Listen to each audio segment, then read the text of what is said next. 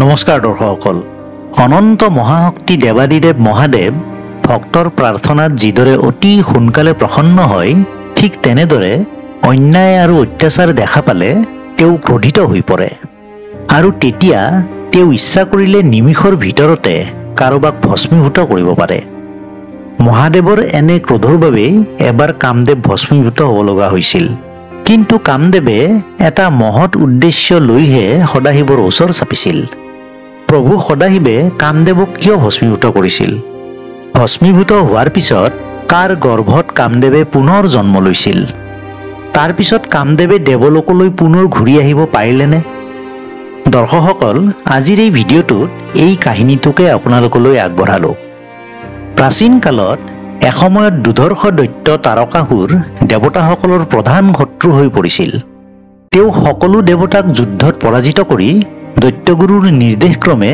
অধিক শক্তি আহৰণৰ বাবে মধুবনলৈ তপস্যা কৰিব গৈছিল সেই উদ্দেশ্যে তেওঁ কঠোৰ তপস্যা আৰম্ভ কৰিছিল প্ৰথমে তেওঁ প্ৰখৰ সূৰ্যৰ তাপত সূৰ্যলৈ দৃষ্টি ৰাখি এখন ভৰিৰ বুঢ়া আঙুলিত ভৰ দি হাত দুখন ওপৰ কৰি 100 বছৰ ব্ৰহ্মাক আহ্বান কৰিছিল সেই 100 বছৰ একমাত্ৰ পানীহে পান কৰিছিল তাৰ পাছত 100 বছৰ পানীৰ মাজত থিয় হৈ একমাত্ৰ বায়ু সেৱন কৰি কঠোৰ তপস্যা কৰিছিল সেইদৰে 100 বছৰ তপস্যা কৰাৰ পাছত 100 বছৰ যজ্ঞৰ বেদীত বহি ব্ৰহ্মাক ধ্যান কৰিছিল তাৰ পাছৰ 100 বছৰ সূৰ্যৰ তাপ আৰু তপস্যা কৰা স্থানৰ চাৰিওপিনে জুই জ্বলাই ৰাখি তপস্যা কৰিছিল সেইদৰে তপস্যা কৰাৰ পাছৰ 100 বছৰ অধমুখে অৱস্থান কৰি তপস্যা কৰিছিল তাৰ পাছত হাতৰ ওপৰত দেহৰ ভৰ ৰাখি 100 বছৰ তপস্যা কৰিছিল পুনৰ 100 বছৰ গছৰ ডালত ওলমি কঠোৰ তপস্যা কৰিছিল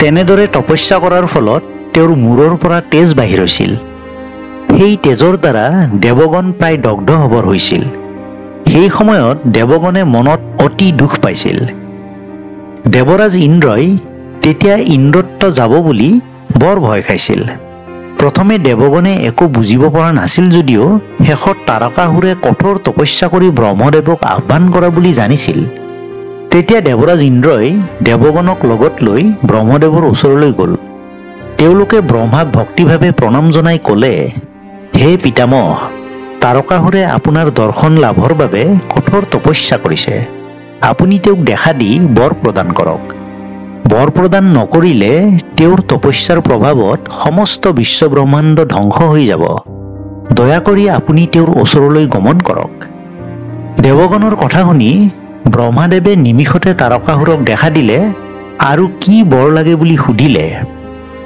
ব্ৰহ্মাক দৰ্শন কৰি তাৰকাসুৰে ভক্তিভাৱে তেওঁক প্ৰণাম জনাই ক'লে হে প্ৰভু আপুনি সন্তুষ্ট হৈছে যদি মোক মাত্ৰ দুটা বৰ প্ৰদান কৰক প্ৰথমটো হৈছে মোক যেন ত্ৰিভুৱনৰ কোনোৱে পৰাজিত কৰিব নোৱাৰে আৰু দ্বিতীয়টো হ'ল মোৰ মৃত্যু একমাত্ৰ শিৱৰ পুত্ৰৰ দ্বাৰাহে হ'ব লাগিব প্ৰভু এই দুটি বৰ প্ৰদান কৰিলেই মই আনন্দ লাভ কৰিম তেতিয়া ব্ৰহ্মাই সেয়াই হওক বুলি আশীৰ্বাদ কৰিলে ব্ৰহ্মাৰ পৰা আশীৰ্বাদ লাভ কৰি তাৰকাসুৰে তেতিয়া আনন্দমনে নিজ ৰাজ্য শোণিতপুৰলৈ গমন কৰিলে তাৰকাসুৰে ব্ৰহ্মাৰ পৰা বৰ লাভ কৰাৰ কথা শুনি সকলো দৈত্য তাৰকাসুৰৰ ওচৰলৈ আহি তেওঁক দৈত্যসকলৰ অধিপতি পাতিলে তাৰকাসুৰে তেতিয়া ত্ৰিলোক বিজয় কৰি ত্ৰিলোকৰ অধিপতি হ'ল তাৰকাসুৰে দেৱগণ যক্ষ ৰক্ষ গন্ধৰ্ব মানৱ আদি সকলোৰে অধিপতি হৈ নিজ ইচ্ছাৰে ত্ৰিলোক শাসন কৰি সকলো প্ৰজাক বৰকৈ উৎপীড়ন কৰিব ধৰিলে তেওঁ যি স্থানতে যিমান সৰ্বশ্ৰেষ্ঠ দ্ৰব্য দৰ্শন কৰিছিল সেইবোৰ কাঢ়ি আনিছিল তাৰকাসুৰৰ ভয়ত সকলো দেৱতা সৰ্বক্ষণে কম্পিত হ'বলৈ ধৰিলে নিৰুপায় হৈ দেৱগণে সৰ্বশ্ৰেষ্ঠ সম্পদবোৰ তাৰকাসুৰক প্ৰদান কৰিবলৈ বাধ্য হৈছিল যেনেকৈ দেৱৰাজ ইন্দ্ৰই তেওঁৰ উচ্চশ্ৰৱা ঘোঁৰাটো ধৰ্মই ৰত্নদণ্ড কুবেৰে ঐশ্বৰ্যৰ ভঁৰাল আৰু দেৱৰ্ষিগণে ভয়তে কামধেনু গাই গৰুজনীক তাৰকাসুৰক দান কৰিছিল দৈত্যৰাজ তাৰকাসুৰে সেইবোৰ অমূল্য সম্পদ লাভ কৰিও সন্তুষ্ট হোৱা নাছিল তেওঁ ত্ৰিলোকৰ সৰ্বস্থানলৈ দৈত্য সৈন্য পঠাই দি যি ঠাইত যিবোৰ সৰ্বশ্ৰেষ্ঠ সম্পদ আছিল সেই সকলোবোৰ বলেৰে কাঢ়ি আনিছিল গতিকে তাৰকাসুৰক বাধা দিবলৈ কোনেও সাহস কৰিব পৰা নাছিল সেয়েহে তেওঁৰ ভয়ত দেৱগণে সদায় তেওঁক সেৱা কৰিবলৈ ল'লে মানৱ জাতিয়ে তেওঁক দেৱতাৰ দৰে পূজা কৰিবলৈ বাধ্য হৈছিল। এই সকলোবোৰ দেখি তাৰকাসুৰে নিজকে পৰমেশ্বৰ বুলি ভাবিবলৈ ধৰিলে আৰু তেওঁ স্বৰ্গ মৰ্ত্য পাতাল এই তিনিও লোকত মহা সুখেৰে বাস কৰিবলৈ ল'লে। দিনে দিনে তাৰকাসুৰৰ উপদ্ৰৱ বাঢ়ি যোৱাত তেওঁৰ হাতৰ পৰা কি উপায়ে মুক্তি পাব পাৰি সেই বিষয়ে আলোচনা কৰিবলৈ সকলো দেৱতা এক গোপন স্থানত মিলিত হ'ল। তেওঁলোকে কোনো সিদ্ধান্ত গ্ৰহণ কৰিব নোৱাৰি আটায়ে ব্ৰহ্মাৰ ওচৰলৈ গমন কৰিলে। সকলো দেৱতাই ব্ৰহ্মাক ভক্তিভাৱে প্ৰণাম জনাই দুখমনে নতশিৰে ব্ৰহ্মাৰ সন্মুখত থিয় হৈ ৰ'ল। দেৱগণৰ বিষণ্ণ বদন দৰ্শন কৰি পিতামহ ব্ৰহ্মাই ক'লে, হে ইন্দ্ৰ আৰু দেৱগণ, তোমালোকে তেনেদৰে দুখমনে আছা কিয়? তোমালোকৰ কি হৈছে মোক জনোৱা। ব্ৰহ্মাৰ কথা শুনি ইন্দ্ৰই হাতজোৰ কৰি ব্ৰহ্মাক ক'লে, হে পিতামহ, আপুনি আমাৰ দুখৰ কথা ভালদৰে জানে। আপোনাৰ পৰা বৰ লাভ কৰি তাৰকাসুৰে ত্ৰিলোকৰ সকলো প্ৰজাক ভীষণ অত্যাচাৰ কৰিছে। আনহে নালাগে তেওঁ সকলো দেৱতাক কৃতদাসৰ দৰে ব্যৱহাৰ কৰি আহিছে। আপুনি তেওঁক বধ নকৰিলে অতি সোনকালে আমাৰ মৃত্যু ঘটিব। হে পিতামহ, তেওঁৰ বধৰ বাবে কিবা এটা উপায় কৰক। ইন্দ্ৰৰ কথা শুনি ব্ৰহ্মাই ক'লে, হে ইন্দ্ৰ, তাৰকাসুৰক মই বধ কৰিব নোৱাৰিম। ভগৱান বিষ্ণুৱেও তেওঁক বধ কৰিব নোৱাৰিব। একমাত্ৰ শিৱৰ পুত্ৰৰ বাহিৰে ত্ৰিলোকৰ কোনোৱে তেওঁক বধ কৰিব নোৱাৰিব বুলি মই তেওঁক বৰ প্ৰদান কৰিবলৈ বাধ্য হৈছিলোঁ। এইফালে সতীৰ বিয়োগ ঘটা বাবে শিৱই পুনৰ বিবাহ নকৰাই বুলি হিমালয় পৰ্বতত কঠোৰ তপস্যা কৰি আছে। শিৱৰ বীৰ্যৰ পৰা জন্ম লাভ কৰা সন্তানেহে তাৰকাসুৰক বধ কৰিব পাৰিব। হে দেৱগণ, সতীয়ে দেহ ত্যাগ কৰাৰ পাছত পৰ্বতৰাজ হিমালয়ৰ পত্নী মেনকাৰ গৰ্ভত তেওঁ পুনৰ জন্ম লাভ কৰিছে। পৰ্বতৰাজৰ কন্যা হোৱা বাবে সেই পুত্ৰীৰ নাম পাৰ্বতী। এই জন্মত তেওঁ শিৱকে স্বামীৰূপে পাবলৈ চিন্তা কৰি তেওঁ তপস্যা কৰি আছে।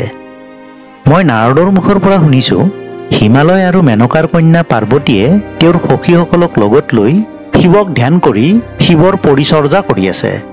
শিৱই কিন্তু সেই কথা জনাই নাই, তেওঁ ধ্যানমগ্ন হৈ আছে। তোমালোকে যদি কিবা উপায়ে শিৱৰ ধ্যান ভংগ কৰি পাৰ্বতীৰ সৈতে সংযোগ ঘটাব পাৰা তেতিয়া তোমালোকৰ কাৰ্য সিদ্ধি হ'ব। পাৰ্বতীৰ বাহিৰে শিৱৰ মহাবীৰ্য ধাৰণ কৰিব পৰা ক্ষমতা কাৰো নাই। পাৰ্বতী আৰু শিৱৰ মিলনৰ ফলত যি পুত্ৰ জন্মিব সেই পুত্ৰৰ নাম হ'ব কাৰ্তিক। কাৰ্তিকক তোমালোকে দেৱসেনাপতি বৰণ কৰি তাৰকাসুৰৰ লগত যুদ্ধ কৰিবা। কাৰ্তিকৰ দ্বাৰাহে তোমালোকে তাৰকাসুৰ বধ কৰিব পাৰিবা। গতিকে এতিয়া তোমালোকে যি ভাল দেখা তাকেই কৰাগৈ। ব্ৰহ্মাদেৱৰ কথা শুনি ইন্দ্ৰ আৰু আনবোৰ দেৱতাই মনত বৰ আনন্দ লাভ কৰিলে। তেওঁলোকে পিতামহ ব্ৰহ্মাক প্ৰণাম জনাই বিদায় ল'লে। দেৱতাসকলে ব্ৰহ্মাৰ ওচৰৰ পৰা বিদায় লৈ পুনৰ গোপন স্থানত সকলোটিয়ে শিৱ পাৰ্বতীৰ মিলন কিদৰে ঘটাব পৰা হ'ব সেই বিষয়ে আলোচনাত বহিল। বহু সময় চিন্তা কৰি দেৱৰাজ ইন্দ্ৰই ৰতি দেৱীৰ পতি কামদেৱক স্মৰণ কৰিলে। ইন্দ্ৰই স্মৰণ কৰাৰ লগে লগে কামদেৱ ইন্দ্ৰৰ সন্মুখত আহি উপস্থিত হৈ প্ৰণাম জনাই ক'লে, হে দেৱৰাজ, মোক কি কাৰণে স্মৰণ কৰিলে জনাওক। মই কি কৰিব লাগিব আদেশ দিয়ক। কামদেৱৰ কথা শুনি দেৱৰাজ ইন্দ্ৰই ক'লে, হে কামদেৱ, মোৰ বহু মিত্ৰ আছে যদিও তোমাৰ সমান পৰম মিত্ৰ নাই। পূৰ্বতে দেৱগণৰ জয়লাভৰ বাবে ভগৱানে দুটি আমোঘ অস্ত্ৰ নিৰ্মাণ কৰিছিল। তাৰ ভিতৰত এটি অস্ত্ৰ হৈছে বজ্ৰ। সেই অস্ত্ৰ হিংসাত্মক অস্ত্ৰ। আনটি হৈছে পৰম সুখকৰ অস্ত্ৰ। এটি অস্ত্ৰ বজ্ৰ মই ধাৰণ কৰিছোঁ আৰু আনটো অস্ত্ৰ তুমি ধাৰণ কৰিছা। তোমাৰ অস্ত্ৰক পুষ্পধনু আৰু পুষ্পবান বোলা হয়। তোমাৰ সেই পঞ্চহৰে সকলোকে আনন্দ প্ৰদান কৰে। সেই অস্ত্ৰৰ ভিতৰত তুমি ধাৰণ কৰা অস্ত্ৰ সৰ্বশ্ৰেষ্ঠ বুলি ভাবো, কিয়নো মই ধাৰণ কৰা বজ্ৰ কেতিয়াবা কেতিয়াবা বিফল হৈ যদিও তোমাৰ অস্ত্ৰই চিৰকাল জয়লাভ কৰি থাকে। তোমাৰ অস্ত্ৰই সকলো প্ৰজাৰ হিত সাধন কৰে। সেইবাবেই তুমি মোৰ পৰম মিত্ৰ। মই যি কাৰণে তোমাক স্মৰণ কৰিলোঁ একমাত্ৰ তুমিহে মোৰ মনৰ আশা পূৰণ কৰিব পাৰিবা। বৰ্তমান দেৱগণৰ বৰ দুখ হৈছে, তুমিহে আমাক সেই দুখৰ পৰা উদ্ধাৰ কৰিব পাৰিবা। ইন্দ্ৰৰ কথা শুনি কামদেৱে ক'লে, হে দেৱৰাজ, কি দুখ হৈছে জনাওক। যদি কোনোবা যক্ষ ৰক্ষ দৈত্য আদিয়ে কঠোৰ তপস্যা কৰি আপোনাৰ ইন্দ্ৰত্ব লাভ কৰিব বিচাৰিছে কওক, মই সেইজনৰ তপস্যা ভংগ কৰি আপোনাৰ মনোকামনা পূৰণ কৰিম। তপস্যা ভংগ কৰিবলৈ মোক বজ্ৰৰ প্ৰয়োজন নাই। মই মোৰ পঞ্চহৰ নিক্ষেপ কৰি সেই তপস্বীৰ তপস্যা ভংগ কৰিব পাৰিম। মই শিৱৰো ধৈৰ্যচ্যুতি ঘটাবলৈ সক্ষম। কামদেৱৰ কথা শুনি ইন্দ্ৰই আনন্দ মনে ক'লে, হে কামদেৱ, মই তোমাৰ কথা শুনি পৰম আনন্দিত হৈছোঁ। দুষ্ট তাৰকাসুৰে ব্ৰহ্মাৰ পৰা অভিলাষী বৰ লাভ কৰি আমাৰ সকলো দেৱতাক পৰাজিত কৰিছে। বৰ্তমান সেই তাৰকাসুৰ ত্ৰিলোকৰ অধিপতি হৈ সকলো প্ৰজাক নানা ধৰণে অত্যাচাৰ কৰি আছে।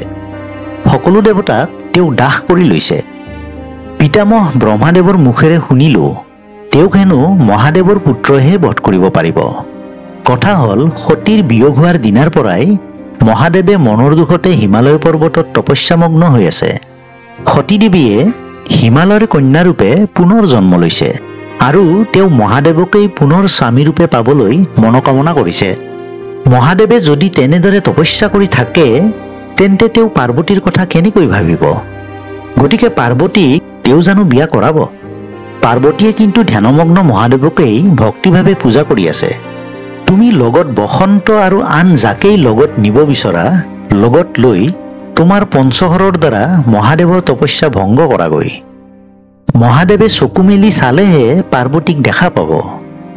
পাৰ্বতীক দেখি মোহিত হলেই তেওঁ পাৰ্বতীক পত্নীৰূপে গ্ৰহণ কৰিব। মহাদেৱ আৰু পাৰ্বতীৰ বিয়া হলেহে তেওঁৰ পুত্ৰৰ জন্ম হ'ব আৰু তেতিয়াহে সেই পুত্ৰই তাৰকাসুৰক বধ কৰিব পাৰিব। হে কামদেৱ, তাৰকাসুৰক বধ নকৰিলে ত্ৰিলোকৰ কোনোদিনে কল্যাণ সাধন নহ'ব। হে মিত্ৰ, তুমি অলপো পলম নকৰি হিমালয় পৰ্বতলৈ গমন কৰা। বসন্তই অকালতে বসন্ত ঋতুৰ সৃষ্টি কৰি তোমাক সহায় কৰিব। প্ৰয়োজন হলে তোমাৰ পত্নী ৰতি দেৱীকো লগত নিবা। দেৱতা আৰু ত্ৰিলোকৰ কল্যাণৰ বাবে তুমি এই কাম কৰাগৈ। মনত ৰাখিবা, শিৱৰ ধ্যান ভংগ নহলে তেওঁ অতি ৰূপৱতী আৰু গুণৱতী পাৰ্বতীক দেখা নাপাব। তেতিয়া আমিও দুষ্ট তাৰকাসুৰৰ কৃতদাসৰ দৰে মহাদুখেৰে জীৱন কটাব লাগিব। দেৱৰাজ ইন্দ্ৰৰ কথা শুনি কামদেৱে আনন্দ মনেৰে ৰতি দেৱী আৰু বসন্তক লগত লৈ হিমালয় পৰ্বতত উপস্থিত হ'ল। তেওঁ গৈ দেখা পালে মহাদেৱে গভীৰভাৱে ধ্যানমগ্ন হৈ আছে। সেই অৱস্থাত দেৱী পাৰ্বতীয়ে তেওঁৰ দাসী হবৰ সৈতে মহাদেৱক অতি ভক্তিভাৱে পূজা কৰি আছে। মহাদেৱে কিন্তু সেই কথা জনাই নাছিল। কামদেৱৰ কথা মতে বসন্তই অকালতে বসন্ত ঋতুৰ সৃষ্টি কৰিলে। বসন্ত ঋতুত গছত নতুন পাত, কুলি কেতেকীৰ মাত, মলয়া বতাহ আদিৰ সৃষ্টি কৰি মনোহৰ পৰিৱেশৰ সৃষ্টি কৰিলে। এই দৃশ্য দৰ্শন কৰি দেৱী পাৰ্বতীৰ মনত পৰম আনন্দ লাভ হৈছিল। সেই সময়তে ৰতিয়ে মনোহৰ নৃত্য পৰিৱেশন কৰি শিৱৰ ধ্যান ভংগ কৰিবলৈ যত্ন কৰিছিল যদিও মহাদেৱে চকু মেলি চোৱাই নাছিল। তেতিয়া কামদেৱে এপাত এপাতকৈ 5 পাত বান মহাদেৱৰ দেহলৈ নিক্ষেপ কৰিলে। পাৰ্বতী দেৱীয়েও সেই সময়ত নানা পুষ্প আৰু উত্তম বস্ত্ৰৰ দ্বাৰা সুশোভিত হৈ ভক্তিভাৱে শিৱৰ সন্মুখত থাকি পূজা কৰি আছিল। কামদেৱৰ পঞ্চহৰে শিৱৰ দেহত আঘাত কৰাত শিৱৰ ধ্যান ভংগ হ'ল। চকু মেলি চাই মনোৰম প্ৰাকৃতিক পৰিৱেশত ৰূপ যৌৱনা পাৰ্বতীয়ে পূজা কৰি থকা দৃশ্য দেখি শিৱ মোহিত হ'ল। ভৰ যৌৱনা পাৰ্বতীৰ শাৰীৰিক সৌন্দৰ্যই শিৱৰ মনত আলোড়নৰ সৃষ্টি কৰিলে। তেওঁ একেথৰে পাৰ্বতীলৈ চাই থাকি মনতে ভাবিলে, কি সুন্দৰ দেৱী এইজনী। এওঁৰ মুখখন পূৰ্ণিমাৰ জন্তীৰ দৰে উজ্জ্বল, চকু দুটি পদুমৰ দৰে, চকুৰ ভ্ৰুযুগল কন্দৰ্পৰ পুষ্পধনুৰ দৰে, অধৰ পক্ক বিল্বৰ দৰে, নাকটি শুকপক্ষীৰ ঠোঁটৰ দৰে, কণ্ঠস্বৰ কোকিলৰ দৰে, স্তনযুগল বেলৰ দৰে। এওঁৰ ৰূপৰ তুলনা নাই। এওঁ বাৰু কোন? এওঁক দেখি মোৰ প্ৰিয়তমা সতীলৈ মনত পৰিছে। এওঁই মোৰ প্ৰাণপ্ৰিয়া সতী নেকি? শিৱই পাৰ্বতীক দৰ্শন কৰি কামদেৱৰ পঞ্চহৰৰ আঘাতত কামাতুৰ হৈ পাৰ্বতীৰ বস্ত্ৰত ধৰিবলৈ হাত আগবঢ়ালে। তেতিয়া পাৰ্বতীয়ে লাজভাৱ দেখুৱাই হাঁহি মুখে শিৱৰ ওচৰৰ পৰা আঁতৰি গৈ বাৰে বাৰে শিৱলৈ চাই কামভাৱ প্ৰকাশ কৰিলে। তেতিয়া শিৱই কামাতুৰ হৈ পাৰ্বতীক আলিংগন কৰিবলৈ কিছুদূৰ আগবাঢ়ি গ'ল। তেওঁ পাৰ্বতীৰ নিচেই ওচৰ পাই ভাবিলে, মই কি কৰিব ওলাইছো? মই পৰনাৰীৰ অংগস্পৰ্শ কৰিবলৈ আগবাঢ়িছো কিয়? মই মহাযোগী হৈ যদি এনে কৰ্ম কৰোঁ, জগতত সকলোৱে মোক নিন্দা কৰিব। মই সামান্য মানুহৰ দৰে কৰ্ম কৰিব খুজিছো কিয়? মোৰ বাৰু ধ্যান ভংগ হৈছে কিয়? শিৱই তেনেদৰে ভাবি পদ্মাসনত বহিলে। যোগৰ বলত তেওঁ বুজি পালে যে কোনোবাই তেওঁৰ ধ্যান ভংগ কৰিবলৈ মায়াৰ আশ্ৰয় গ্ৰহণ কৰি ধ্যান ভংগ কৰিছে। তেওঁ চাৰিওফালে দৃষ্টি নিক্ষেপ কৰি দেখিলে যে কিছু দূৰত কামদেৱ থিয় হৈ আছে। তেওঁৰ বুজিবলৈ বাকী নাথাকিল যে দুষ্ট কামদেৱে অসময়ত কামবান প্ৰয়োগ কৰি তেওঁৰ ধ্যান ভংগ কৰিছে। এই কথা ভাবি দেৱাদিদেৱ মহাদেৱ ক্ৰোধত জ্বলি উঠিল। মহাদেৱ ক্ৰোধিত হোৱাৰ লগে লগে তেওঁৰ কপালত থকা তৃতীয় চকু মেল খাই তাৰ পৰা অগ্নি প্ৰজ্বলিত হৈ সেই অগ্নিয়ে খেদি গৈ কামদেৱক ভস্ম কৰিলে। কামদেৱ ভস্ম হোৱাৰ লগে লগে ৰতিয়ে শোকত মূৰ্ছা গ'ল। এই দৃশ্য দেখি দেৱগণৰ মনত ভীষণ দুখ লাগিল। ক্ৰোধতে মহাদেৱে সেই স্থানৰ পৰা অন্তৰ্ধান হ'ল। এই সকলোবোৰ ঘটনা প্ৰত্যক্ষ কৰি হিমালয়ৰ কন্যা পাৰ্বতীয়ে মনৰ দুখত নিজ গৃহলৈ গমন কৰিলে। কিছু সময়ৰ পিছত ৰতিয়ে চেতনা লাভ কৰি স্বামী কামদেৱৰ ভস্ম হাতত লৈ বৰকৈ কান্দিব ধৰিলে। ৰতিয়ে কান্দি কান্দি ক'লে, মই স্বামী অবিহনে এতিয়া কি কৰোঁ, কলৈ যাম? দেৱগণৰ আদেশ পালন কৰিহে মোৰ স্বামীয়ে মৃত্যুক আঁকোৱালি ল'লে। হে স্বামী, তুমি কলৈ গ'লা? তুমি মোক দেখা নিদিয়া কিয়? এইদৰে বিলাপ কৰি কৰি ৰতিয়ে হিয়া ঢাকুৰি কান্দিবলৈ ধৰিলে। ৰতি দেৱীৰ বিলাপ শুনি দেৱগণে মনত ভীষণ দুখ পালে। তেওঁলোকে মহাদেৱৰ ওচৰলৈ গৈ প্ৰাৰ্থনা কৰি ক'লে, হে প্ৰভু, নিজৰ স্বাৰ্থসিদ্ধিৰ বাবে কামদেৱে তেনে কাৰ্য কৰা নাছিল। দুষ্ট তাৰকাসুৰৰ দ্বাৰা উৎপীড়িত হৈ দেৱগণে কামদেৱক তেনে কৰ্ম কৰিবলৈ আদেশ দিছিল। তাৰকাসুৰে সকলো দেৱতা আৰু ত্ৰিলোকৰ সকলো প্ৰাণীকেই বৰকৈ উৎপীড়ন কৰি আছে। তাৰকাসুৰক আপোনাৰ পুত্ৰইহে বধ কৰিব পাৰিব বুলি ব্ৰহ্মাদেৱে কৈছিল। আপুনি বহুকাল ধৰি ধ্যানমগ্ন হৈ আছে। আপোনাৰ ধ্যান ভংগ কৰিবলৈ আমিয়েই কামদেৱক নিয়োগ কৰিছিলোঁ। তেওঁ ত্ৰিলোকৰ কল্যাণ সাধনৰ বাবেহে আপোনাৰ ধ্যান ভংগ কৰিছিল। হে পৰম কৃপালু দেৱাদিদেৱ মহাদেৱ, আপুনি দয়া কৰি কামদেৱক পুনৰ জীৱিত কৰক। কামদেৱ ভস্ম হোৱাৰ পাছৰ পৰা ৰতিয়ে বৰকৈ বিলাপ কৰি আছে। স্বামী অবিহনে তেওঁ কেনেকৈ জীয়াই থাকিব প্ৰভু? দেৱগণে প্ৰণাম কৰি শিৱক প্ৰাৰ্থনা কৰাত শিৱই ক'লে, হে দেৱগণ, যি হবৰ আছিল হৈছে, তাক নিবাৰণ কৰাৰ উপায় নাই। এই সময়ত কামদেৱক পুনৰ জীৱন দান কৰিব পৰা নহ'ব। তেওঁ দেহ ধাৰণ নকৰাকৈয়ে ভ্ৰমি ফুৰিব লাগিব। দ্বাপৰ যুগত যেতিয়া প্ৰভু নাৰায়ণে মানৱ ৰূপ লৈ কৃষ্ণৰূপে জন্ম লাভ কৰিব, তেতিয়া তেওঁৰ পত্নী ৰুক্মিণীৰ গৰ্ভত কামদেৱে পুনৰ জন্ম লাভ কৰিব। যেতিয়া কামদেৱে ৰুক্মিণীৰ পুত্ৰৰূপে জন্ম লাভ কৰিব, তেতিয়া তেওঁৰ নাম হ'ব প্ৰদ্যুম্ন। প্ৰদ্যুম্ন জন্ম হোৱাৰ লগে লগে সম্বৰাসুৰে তেওঁক হৰণ কৰি সাগৰত পেলাই দিব যদিও তেওঁৰ মৃত্যু নহ'ব। সাগৰৰ মাজৰ এটি দ্বীপৰ নগৰত সম্বৰাসুৰ থাকিব। ৰতিয়ে সেই নগৰত বাস কৰিব। সেই নগৰত ৰতি আৰু কামদেৱৰ পুনৰ মিলন হ'ব। প্ৰদ্যুম্নৰূপী কামদেৱে যথাসময়ত সম্বৰাসুৰক বধ কৰি পুনৰ দ্বাৰকালৈ গমন কৰিব পাৰিব। কৃষ্ণৰ ইচ্ছাত যদুবংশ ধ্বংস হোৱাৰ পাছত ৰতি আৰু কামদেৱে পুনৰ দেৱলোকলৈ আহিব পাৰিব। শিৱৰ কথা শুনি দেৱগণ আনন্দিত হ'ল আৰু দেৱগণে শিৱই কোৱা কথাবোৰ ৰতিক জনালে।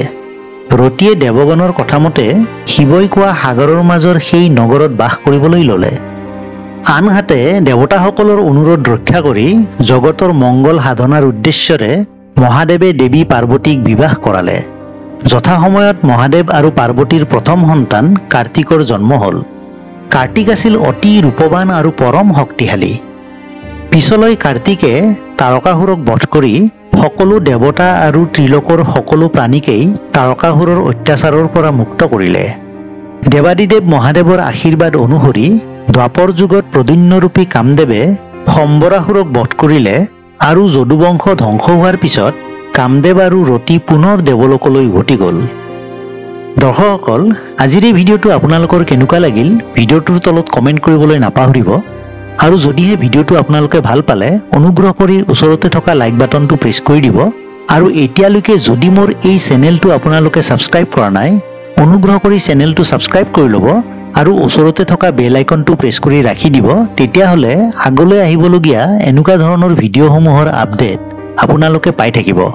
গতিকে দৰ্শকসকল আজিৰ ভিডিঅ'টো এইখিনিতে শেষ কৰিছো। ধন্যবাদ।